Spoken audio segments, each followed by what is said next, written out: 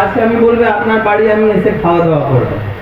একদিন আগেই আমি বলে দেবেন, কেন হট করে চলে আসবেন তো হতে পারে খাওয়া দাওয়া পাবেন না আমি,